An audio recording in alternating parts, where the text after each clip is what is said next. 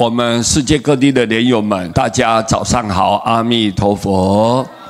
好，我们来看这一章，一个很简单的道理，但是往往很多人疏忽了，刹那之间一命呜呼就离开了人世间了，毫无准备。这种情况下，他的神识就会被外在的东西绑住了。所以我们一定要了解，平常要训练修行。修行是什么？就了解什么是真的，什么是假的，什么东西要放下，什么东西要看开，一定要清楚。这一个观念就是佛的无价之宝。我们来看六日洪名无价宝啊，比金比银万倍好啊。六日洪名是阿弥陀佛为众生所修持来的，他为了要完成救度的使命，他必须要成佛，六日名号才会出现。一旦出现，就让众生能够称念，众生称念，他一定要救度你。他如果不救度你，他发愿绝对不成佛。你看，这个是多么重要的观念。如果你六日洪名根扎得很深很深，很牢固很牢固，随时随地你都能够朗朗上口阿弥陀佛。不管你今天多幸福，阿弥陀佛；今天有多悲惨，遭遇是多么可怜，但是阿弥陀佛就念出来。六日洪名无价宝，你念一句佛号，25尊的菩萨如影随形的保护你。更重要的，消80亿劫的生死大罪。而且很重要的一个问题是什么？佛不管众生到底什么身份、什么对象，他说汝等正念而来，你就是以你现在的身份这样过来，我就救度你，我一定救度你的。你不要害怕，不要恐慌，不要放弃你自己。只要你现在念佛，你是出家你就出家念佛，在家你就在家念佛，这么过来就行了。你有钱了，你贫穷的，你就这么念佛来，一样的。你只要一念佛，我一定救度你。所以你看，它是我们生命的唯一依靠，让我们能够跳脱生死轮回，不要在六道里面折磨啊，受生受死啊。我们不需要了，只要你念佛，阿弥陀佛救度，就往生西方，一定去成就佛道。你看，六日洪名是无价之宝，比金比银万倍好啊。金子银子你带不走的嘛，对不对？生不带来，死不带去啊，来也空，去也空，死后何曾在手中呢？哪一样东西是你的？金子是你的吗？银子是你的吗？这是世间的修行人的眼中，这是粪土一堆啊，他完全不放在心上的。所以我们一定要了解，六日名号才是无价之宝，人间道德无价宝啊！人间的道德，什么叫做道德呢？就是社会我们必须要依循的，必须要大家遵守的一种规范，不要任意伤害别人。